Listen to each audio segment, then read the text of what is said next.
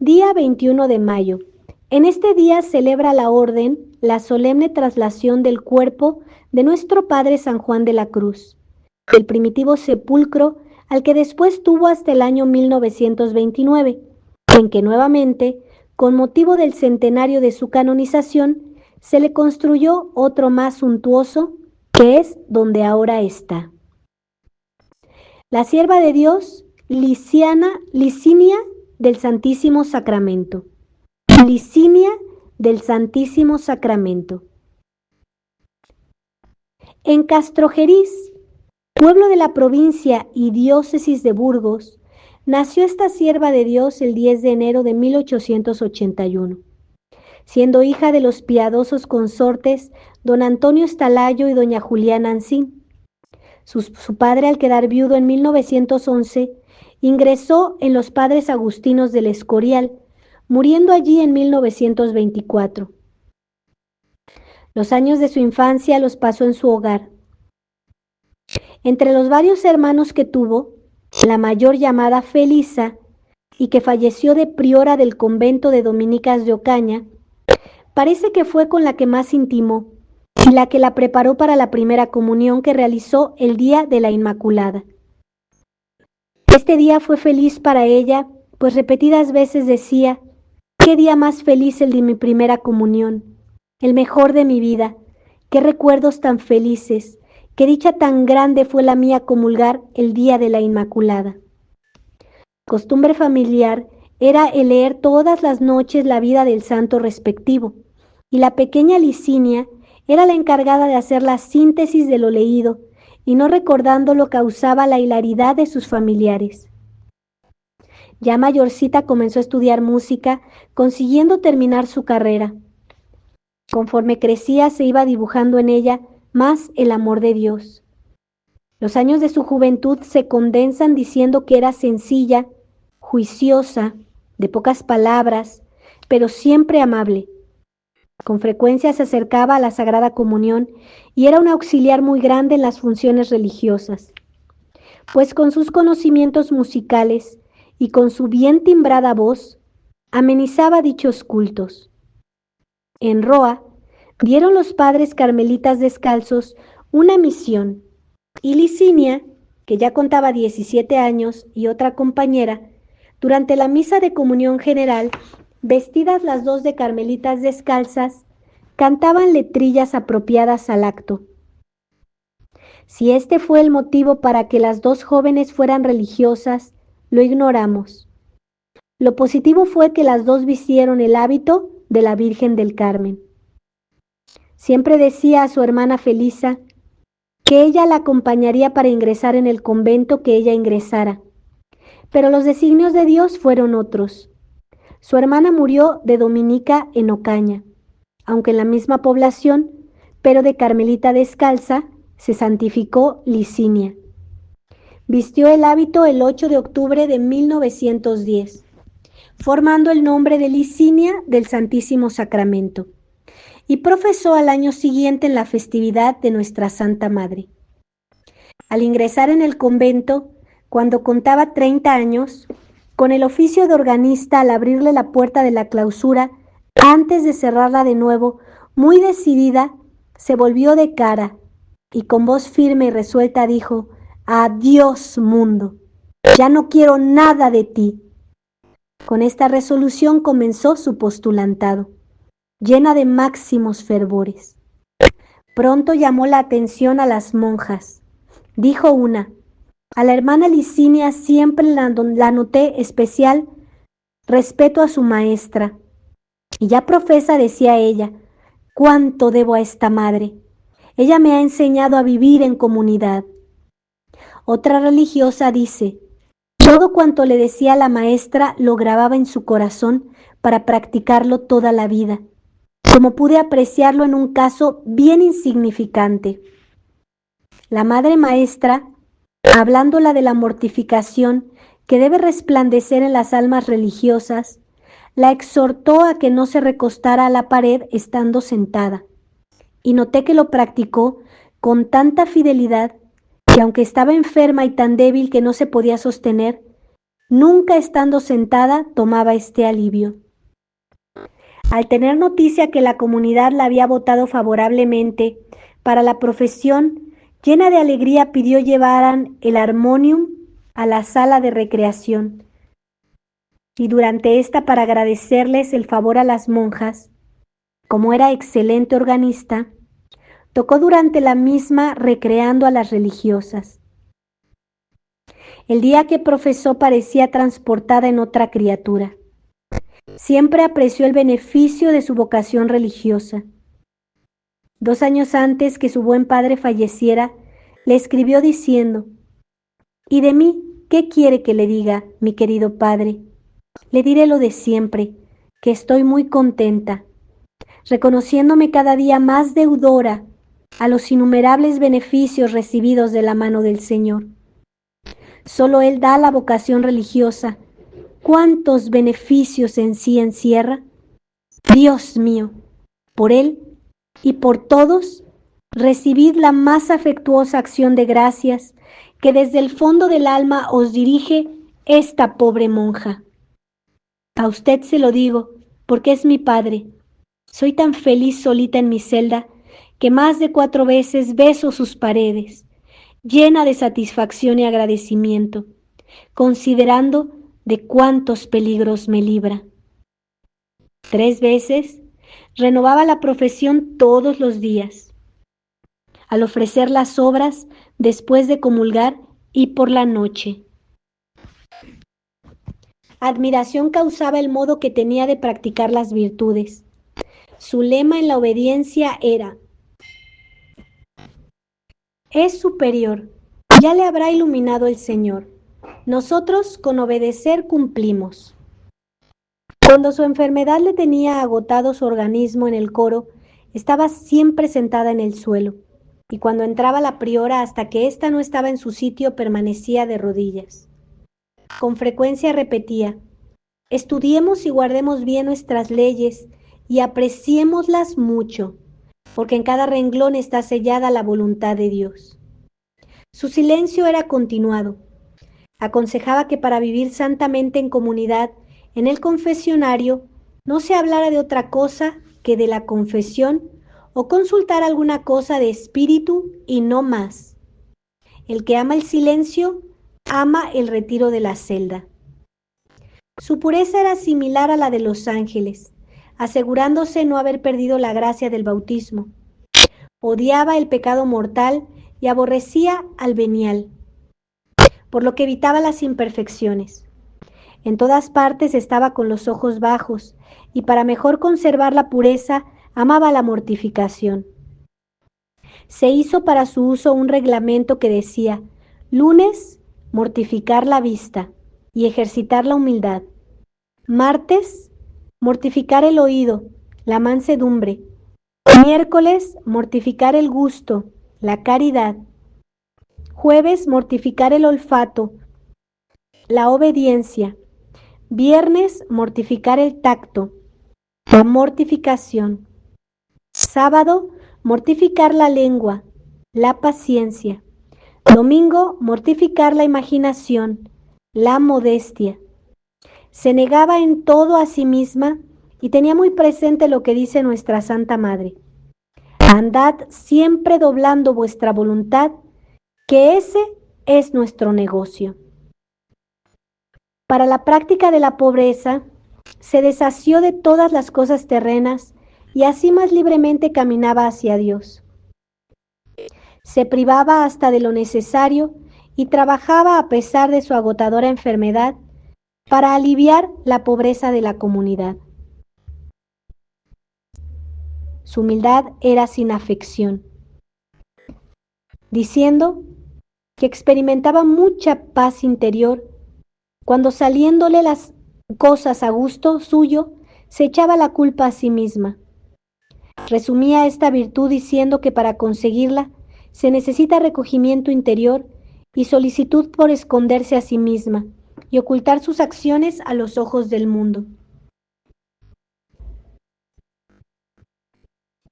Por su humildad, se consideraba indigna de besar la llaga del costado de Cristo, diciendo que eso era para las almas de más perfección, que ella solamente era digna de besarle los pies.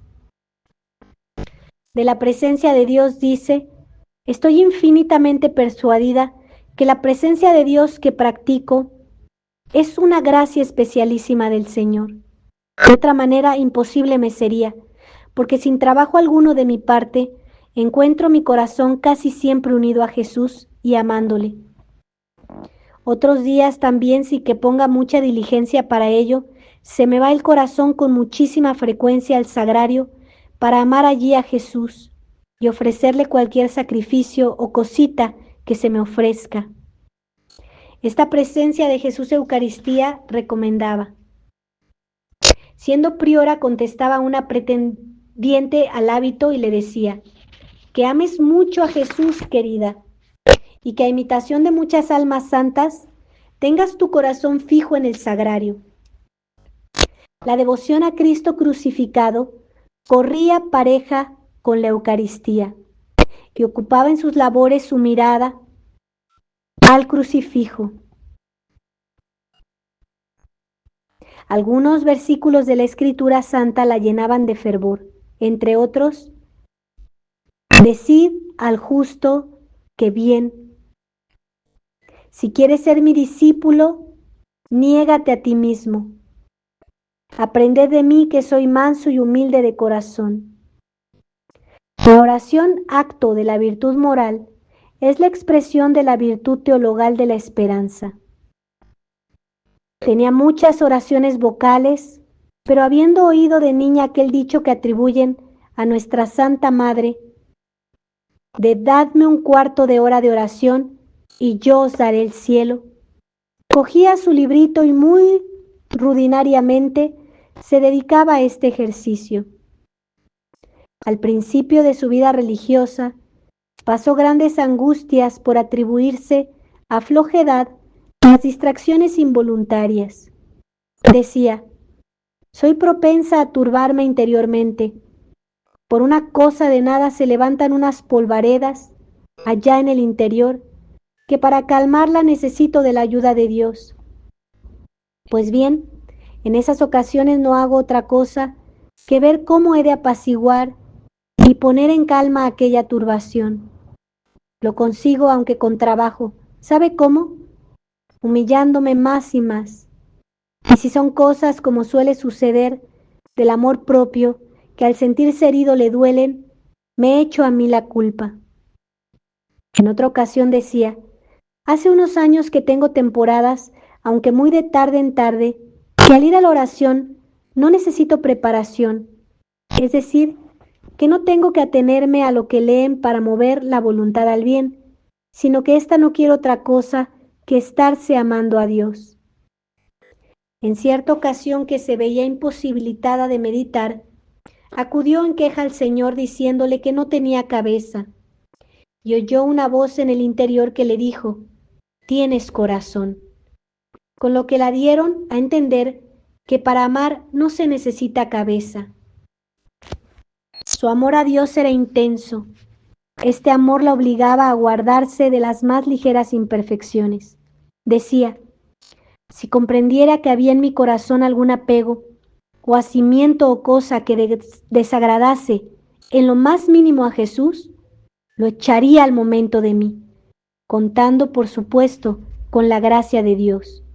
Sus conversaciones, si no eran de Dios, no hablaba. Este amor de Dios la hacía continuamente en un acto de perfecta conformidad con su voluntad divina. Consecuencia de este amor de Dios era el que profesaba al prójimo. Decía: no nos hagamos ilusiones, que no agradaremos a Dios si conservamos en nuestro corazón algo que disminuya el amor al prójimo. Si veía o le referían alguna falta cometida por alguna persona, caritativamente la disculpaba diciendo: en esto puede haber menos culpa porque no tienen la luz que nosotras, y si nosotras hiciéramos eso, seríamos más culpables. En la comunidad a todas consolaba, y a todas amaba y animaba, y eran de todas y de cada una. alma escogida para el cielo. Dios la visitó con terrible enfermedad. Durante la misma que le duró hasta el morir, fue tal su conformidad que esta penosa prueba la llamaba ferias del espíritu.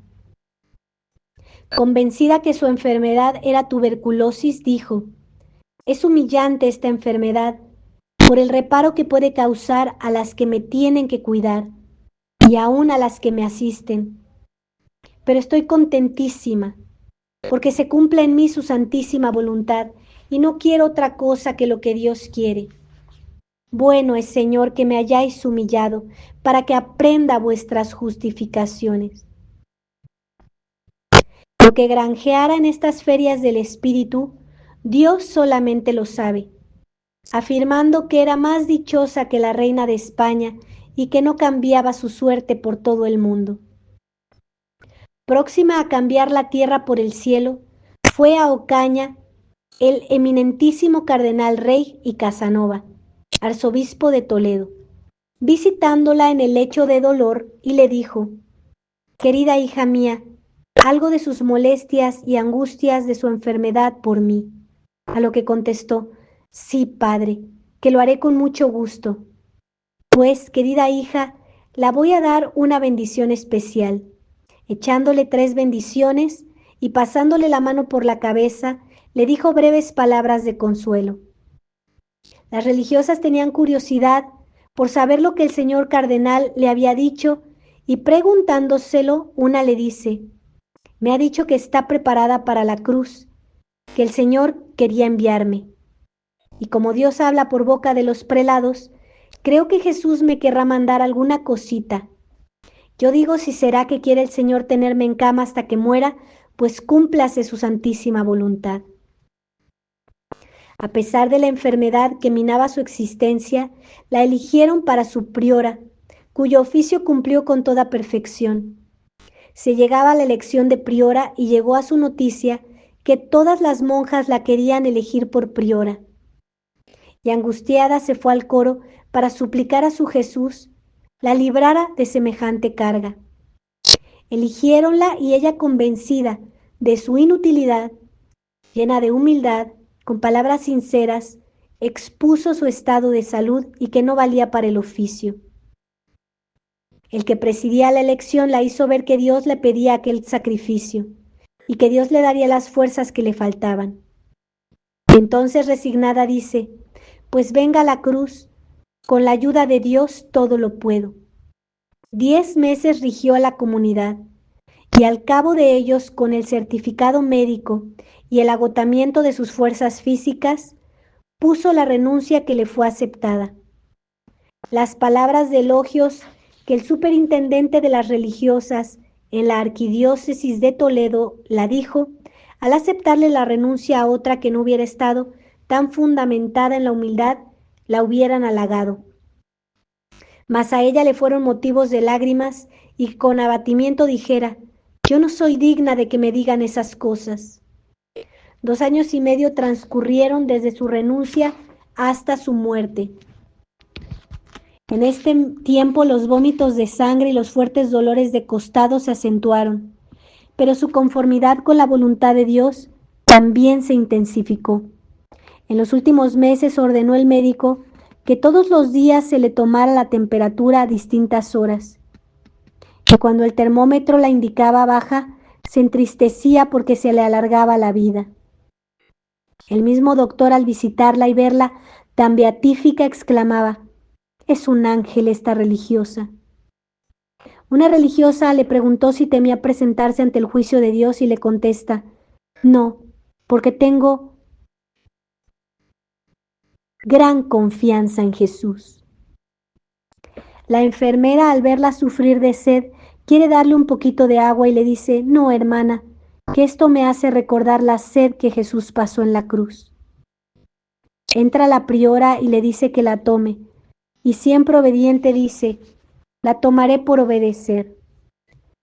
Sabe que el médico ha dicho que estaba en la última etapa de su vida y dice: ha dicho el médico que estoy en la última etapa de mi vida. No sé si será así, sea lo que Jesús quiera. Pidan mucho me conserve hasta el último momento, tan unida a su voluntad como ahora, por su gracia estoy. Justo es, Dios mío, que pague el tributo que todos debemos por el pecado. Se acercaba el día en que Dios había de premiar la virtud de su humilde sierva, celebrando con ella las eternas bodas.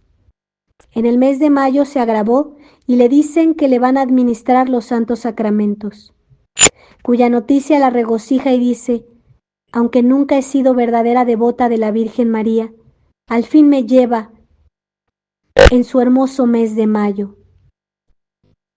Administrada la extrema unción y siguiendo la costumbre del convento, le llevan la pequeña imagen de nuestra Santísima Madre del Carmen a la celda y después de besarla el escapulario, se dirige al niño Jesús que lleva en sus brazos y le dice: Madre mía, en vuestras manos tenéis al que me ha de juzgar.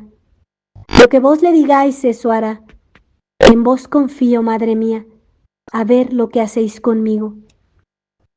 Sus últimos momentos fueron de suma tranquilidad, pues aunque le costaba hablar, no cesaba de hacer jaculatorias. Su agonía fue sosegada a pesar de haber durado desde las 5 de la tarde hasta las 11 de la noche del día 21 de mayo de 1926, en que dulcemente entregó su alma en las manos de Dios, cuando las religiosas, en torno suyo, cantaban los últimos acentos del credo. Cuando expiró, contaba 45 años de edad y 15 de verdadera religiosa carmelita descalza. Sierva de Dios, Licinia del Santísimo Sacramento, rogad por nosotros. Sierva de Dios, Licinia del Santísimo Sacramento, rogad por nosotros. Sierva de Dios, Licinia del Santísimo Sacramento, rogad por nosotros. Ave María Purísima, sin pecado original concebida. Por la señal de la Santa Cruz de nuestros enemigos, líbranos, Señor Dios nuestro, en el nombre del Padre, y del Hijo, y del Espíritu Santo. Amén.